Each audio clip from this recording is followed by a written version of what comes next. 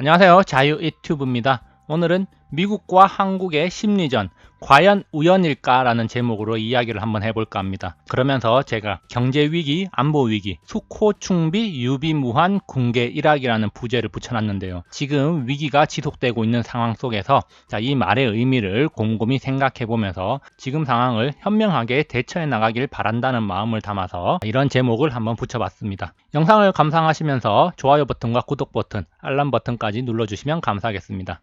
우리는 잊으면 안 됩니다. 지금 세계를 주무르고 있는 것은 미국, 트럼프입니다. 트럼프의 말 한마디, 미국의 움직임에 세계는 지금 울고 웃고 있습니다. 미국은 급할 것이 없고 중국 죽이기를 착실하게 진행하고 있습니다. 그러면서 큰 그림을 완성하기 위해서 퍼즐 조각을 하나하나 끼워 맞추고 있는 미국입니다. 우리나라는 하나의 작은 퍼즐 조각에 불과하다는 사실을 명심해야 됩니다. 작은 퍼즐 조각은 언제든지 버려질 수도 있고 큰 그림의 일부로서 조화를 이룰 수도 있는 것입니다. 큰 퍼즐 그림에서 작은 조각 한두 개가 없다고 해도 그 그림은 완성이 됩니다. 그렇기 때문에 우리는 사라지는 조각이 아닌 완성된 그림에서 중요한 역할을 하는 조각이 되어야 될 것입니다. 긴박한 정세, 과거와 현재를 한번 살펴볼 필요가 있습니다. 큰 맥락에서 현재 상황을 파악해야지 올바르게 대처할 수 있을 것입니다. 여기 보라색으로 표시한 영상들이 있는데요. 이 세 가지는 꼭 보셨으면 하는 영상들이고요. 그리고 이 덤으로 파란색까지 함께 보시면 더 좋다고 생각됩니다. 영상에 대한 링크는 댓글로 달려있기 때문에 링크를 클릭하시면 쉽게 감상하실 수 있습니다. 그러면서 우리가 기억해야 될 것, 현재 우리나라 상황은 정치가 경제를 잡아먹은 상황입니다. 정치적 변수가 지금 경제에 큰 영향을 주고 있다는 사실을 명심해야 되기 때문에 우리는 지금 어떤 정치적 결단이 경제에 어떤 영향을 미칠 것인지를 생각하면서 대비를 해야 되는 겁니다.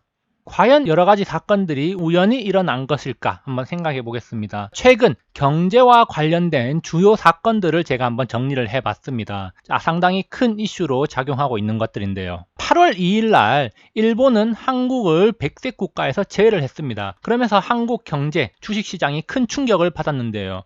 똑같은 날 미국은 중국에게 추가 관세 부과를 선언했습니다. 10% 추가 관세 부과 소식이 알려지면서 중국 경제 시장뿐만 아니라 글로벌 증시가 큰 충격을 받았습니다. 공교롭게도 똑같은 날 이 일이 일어났는데요. 일본은 한국에게, 미국은 중국에게 각각 펀치를 날린 것이죠. 그러면서 우리나라도 여러가지 대책 마련에 분주하게 움직이고 있습니다. 8월 5일 날 문 대통령이 뭐라고 했느냐? 남북 경협으로 평화경제를 실현해서 일본을 따라잡겠다고 선언을 했습니다. 남과 북이 힘을 합쳐서 경제발전을 구현해 갈 때 우리나라가 일본을 따라잡을 수 있을 것이라고 이야기를 한 것이죠. 이게 8월 5일이었는데요. 그런데 공교롭게도 미국 시간으로 8월 5일, 우리나라 시간으로 8월 6일 날 중요한 소식이 하나 전해졌습니다.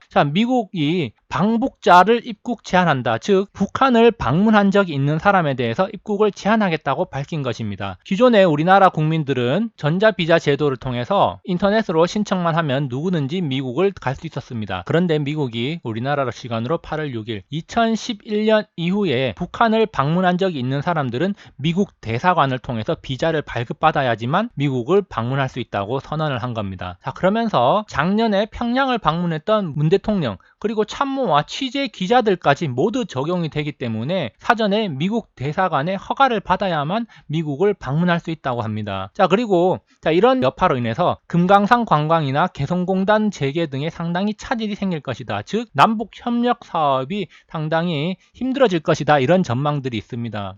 특히 기업하는 사람들은 미국을 수시로 들어야 될 경우가 많은데요. 개성공단 관련자들이나 여러가지 정책적 이유로 북한을 방문했던 사람들은 미국 대사관을 통해서 비자를 발급받은 후에 미국을 가야 되기 때문에 상당히 번거로울 뿐만 아니라 비자 발급이 거부될 수도 있는 것입니다. 이렇게 된다면 전문가들은 경협이 상당히 차질을 빚을 것이다 라고 이야기를 하고 있습니다. 공교롭게도 8월 5일 날 남북 경협으로 평화경제를 실현해서 일본을 이기자라고 이야기했는데 미국에서는 지금 북한을 방문한 사람들에 대해서는 비자 발급을 제한하겠다고 발표를 한 거죠. 미국이 이런 발표를 8월 6일 날 한 것이 과연 우연일까 의문을 제기할 수밖에 없습니다. 그러면서 경제 관련된 또 하나의 중요한 사건 한번 살펴보겠습니다. 자, 제가 지난 5월에 영상을 통해서 소개한 적이 있습니다. 자, 미국이 우리나라를 환율 관찰 대상국 명단에서 제외할 가능성이 높다는 소식을 전했습니다. 자, 우리나라 경제 수출이 부진함에 따라서 환율 관찰 대상국에서 제외될 것이라는 블룸버그의 소식이 있었고요. 그렇기 때문에 우리나라 정부나 우리나라 금융기관들이 외환시장에 개입할 운신의 폭이 넓어진다라고 이야기를 했습니다. 그런데 자, 8월 6일 날 미국 재무부가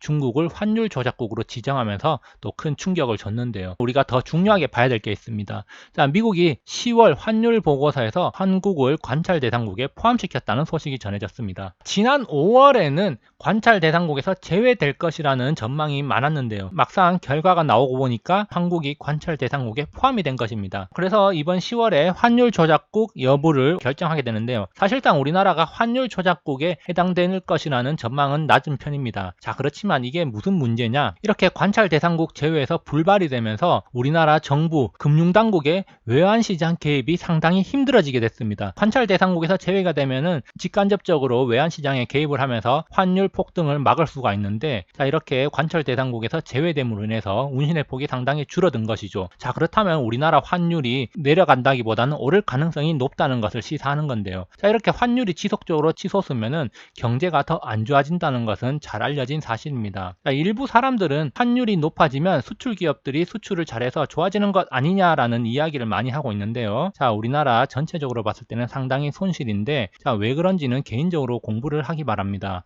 그러면서 우리나라 정부에서는 중국과 상황이 다르기 때문에 관찰 대상국에서도 제외될 듯이라고 이야기를 했는데요. 정부 관계자의 말은 우리가 반만 믿어야 됩니다. 제가 지난 영상에서도 이야기했지만 정부 관계자 말을 100% 다 묻고 있다가 뒤통수 맞는 일이 한두 번이 아닙니다. 그렇기 때문에 반만 믿으면서 대응을 잘 하자, 이런 이야기입니다. 불확실성이 연속되고 있다. 유비무환하자는 타이틀을 붙여봤습니다. 자, 경제에 큰 영향을 줄 수 있는 사건을 우리는 눈여겨봐야 됩니다. 자, 현재 중요한 것은 한미일 안보 동맹이 가장 큰 이슈로 떠오르고 있습니다. 균열이 생기고 있는 것입니다. 8월 5일입니다. 설훈 더불어민주당 최고위원이 8월 15일에 지소미아 파기를 통보를 해야 된다고 주장하고 있습니다. 민주당 내부에서는 지소미아를 폐기를 주장하고 있죠. 지금 노영민 청와대 비서실장도 지소미아를 유지하는 게 맞는지 의문이 생기고 있다. 폐기 여부를 검토 중이라고 이야기를 하고 있습니다. 자, 그런데 미국의 국방부 장관인 에스퍼가 일본의 지소미아를 유지할 것을 요청을 했다고 합니다. 미국은 일본의 지소미아를 유지할 것을 요청을 했고 우리나라와는 지금 대화를 하지 못하고 있는 상황입니다. 물론 미 국무부는 여러 가지 성명을 통해서 우리나라가 지소미아를 파기하지 않을 것을 원한다고 이야기했는데, 현재 우리나라 내부의 분위기는 지금 폐기 쪽으로 흘러가고 있기 때문에 일본에 유지를 하라고 피력하고 있는 것이죠. 그렇기 때문에 우리는 이 지소미아 폐기 여부를 눈여겨봐야 됩니다. 결국 미국이 바라는 것은 지소미아의 유지지만, 자, 이것이 어떻게 되느냐에 따라서 우리나라의 경제에 큰 영향을 미칠 수 있다고 생각을 합니다. 또 한 가지 우리가 살펴봐야 될 것, 최근에 미국이 중거리 미사일을 아시아에 배치하겠다. 이것은 한국과 일본 등 동맹국 방어를 위한 것이라고 이야기를 했습니다. 자, 여기에 대해서 청와대는 중거리 미사일 배치 관련한 논의도 없고 검토도 없고 계획도 없다라고 이야기하고 있습니다. 자, 이렇게 부인을 하고 있는 상황인데요. 미국이 배치를 하겠다고 나오니까 중국과 러시아가 경고를 하고 있는 상황입니다. 중국과 러시아, 미국과 일본이 대치하고 있는 와중에 한국은 지금 중간에 끼어서 어떤 선택을 해야 되냐 고민을 할 수밖에 없는데요. 지금 우리가 중국, 러시아 편을 들 것이냐, 미국과 일본 편을 들 것이냐에 따라서 우리나라의 운명의 방향이 어느 정도 결정되지 않을까, 자, 이런 생각을 하게 됩니다. 자, 이런 와중에 또 트럼프는 방위비 분담금 증액을 위해서 협상을 시작했다면서 압박을 주고 있는데요. 또 북한은 신형 전술 유도탄을 발사하고 무기 개발 속도전을 하면서 동북아 안보에 상당히 불안감을 조성하고 있다는 사실 우리가 또 기억을 해야 될 겁니다. 투자 시장에서 가장 큰 적은 불확실성입니다. 현재 상황을 잘 관찰하면서 대응을 할 필요가 있는 것입니다. 제가 과거 영상 경기 침체 위기의 시대 서민이 살아남는 방법이라는 영상을 올렸습니다. 4월 28일 초창기에 올린 영상인데요. 위기에서 살아남기 위한 제언으로 부채와 지출을 줄이라고 이야기를 했습니다. 자, 부채와 지출을 줄인 채로 호경기를 대비해야 된다는 겁니다. 자, 최근에 코스닥이 폭락을 했는데 이 폭락 과정에서 주식담보대출, 신용융자의 마진콜이 기업들이 많이 나온 걸로 파악이 되고 있습니다. 자, 더 큰 수익을 위해서 레버리지를 크게 썼지만 결국엔 돌아오는 것은 쪽박이었습니다. 그렇기 때문에 위기 상황에서는 최대한 부채를 줄이면서 리스크 관리를 해야 됩니다. 이 부채라는 것은 상승장에서는 큰 수익을 안겨주기 때문에 잘 쓰면 좋지만 이렇게 위기 상황, 하락 속에서는 자산 손실을 큰 폭으로 늘리면서 우리를 사지로 내몰아 넣는 역할을 합니다. 그렇기 때문에 감당할 수 있는 수준까지 부채를 줄이고 호경기를 대비해야 될 것입니다. 호경기는 제가 지금까지 말하는 기회라는 것이 되겠죠. 자, 역사는 항상 승자의 것이었습니다. 위기에서 도태되거나 낙오되는 자는 패배자일 뿐입니다. 그런 패배자들을 아무도 위로해주지 않습니다. 그렇기 때문에 우리는 스스로 이 위기에서 살아남기 위해서 리스크 관리를 철저히 하고 기회를 맞이해야 됩니다. 자, 위기에서 살아남은 사람들만이 그 기회를 잡을 수 있고 결국에는 승자이며 나중에 다른 사람들로부터 부러운 시선을 받게 됩니다. 그렇기 때문에 우리는 꼭 살아남아야 된다는 말씀 다시 한번 강조드립니다. 그렇다면 우리는 무엇을 봐야 하나? 2분기 실적 발표가 마무리되고 있습니다. 우리나라 경제는 2008년 금융위기 수준이라는 말도 들려오고 있습니다. 상장사의 영업이익이 1분기에 34% 줄어들었고 2분기에는 더 악화된 어닝 쇼크가 올 거라는 전망이 많았습니다. 그리고 KDI에서는 5개월 연속 경기 부진 전망을 하면서 경제 하방 위험이 확대되었다고 이야기를 하고 있습니다. 우리나라 기업들 상태가 더 안 좋아지고 있고 국가 경제가 더